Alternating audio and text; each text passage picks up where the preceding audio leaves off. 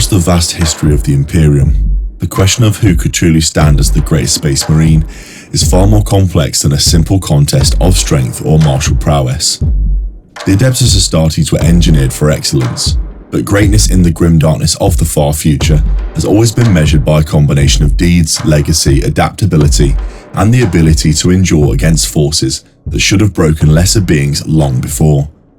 To define the greatest Space Marine, one must first examine individuals whose actions shaped entire eras, whose reputations define the expectations for all others, and whose influence can still be traced through the Imperium's shifting ages of war.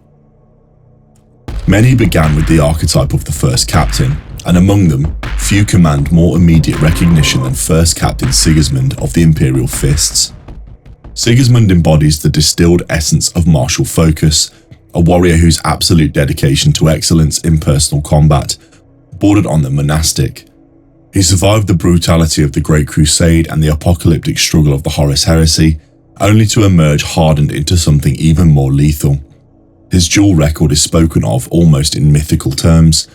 By the time he donned the black of the Emperor's champion, there were few beings in the galaxy, human, Xenos, or traitor, who would willingly cross blades with him. His legacy as the founder of the Black Templars only further reinforces his stature. The sheer force of identity he imposed upon the chapter continues to shape their doctrines of zealous, unrelenting crusade millennia later. Sigismund's greatness is found not only in victory, but in the purity of purpose that defined him. In contrast stands the shadow-wreathed legend of Jagadai Khan's greatest son, Korsaro Khan, a figure often overlooked when lists of Imperium's deadliest are recited. Yet speed, adaptability, and fluid aggression are qualities that define survival in modern warfare, and Korsaro embodied these traits beyond the norms of the White Scars. His hunting of the demon prince Voldorius, his campaigns against the Tyranids, and his willingness to pursue enemies across the most inhospitable frontiers speaks to a Marine who internalized his nomadic lightning star warfare of his legion's heritage and elevated it to an apex form.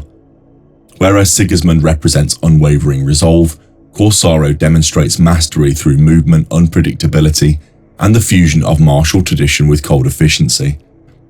Greatness can be measured not only by raw destructive capacity, but by the ability to operate outside the rigid conventions that define most Imperial war doctrine.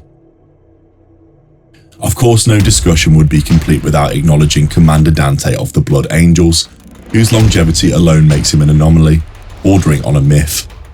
He stands as a constant through eras defined by catastrophe, emerging time and again to lead the chapter and their successors through wars that would have annihilated lesser commanders. Dante's strategic brilliance is demonstrated not only in the defense of Baal against the Tyranids, but in the way he has steered the Blood Angels through the curse that defines them. To lead a chapter suffering from the Black Rage and the Red Thirst requires more than tactical insight. It demands an unshakable spirit, capable of inspiring cohesion in warriors who live perpetually on the edge of madness. In Dante, one finds greatness in leadership, endurance, and the ability to hold a fracturing culture together for the sake of the Imperium. Yet when considering the greatest Space Marine, there is always the temptation to look upon the Chaos Champions, traitorous though they are, because greatness is not synonymous with virtue. Abaddon the Despoiler, once first captain of the Sons of Horus, stands as a Marine of unparalleled will. Though reviled by the Imperium, his survival across 10,000 years and his orchestration of the Black Crusades mark him as a figure of monumental significance.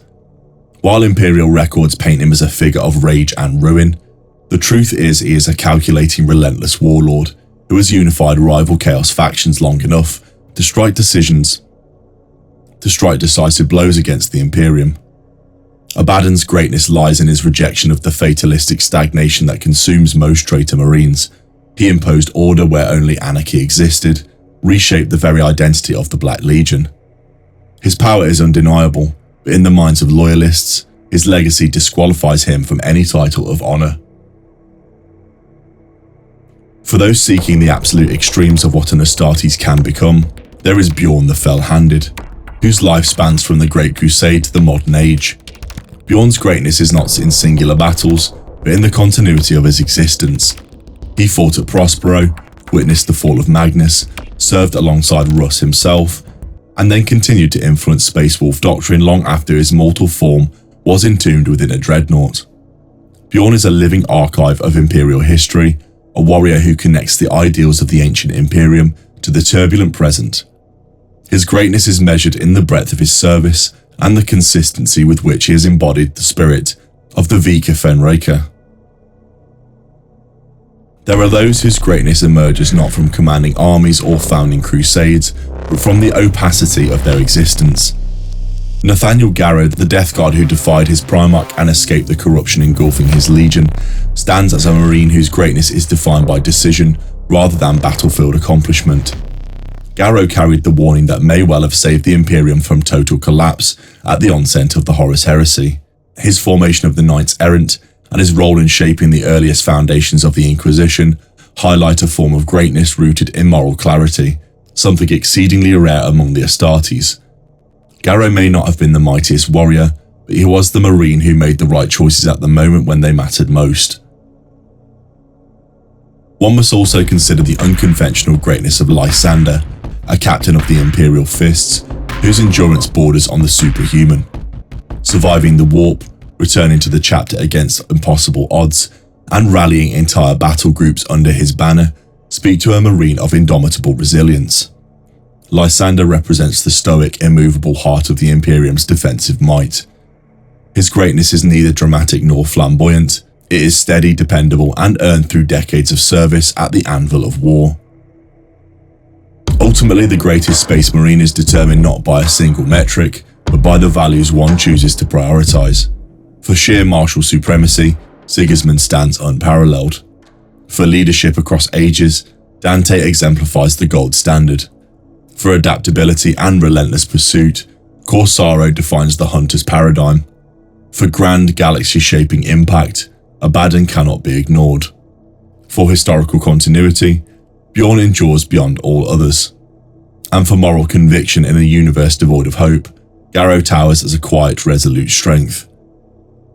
If greatness is the ability to shape the course of history, survive its most catastrophic turning points, and leave a legacy that reverberates through the Imperium long after death, then Sigismund remains the most compelling candidate.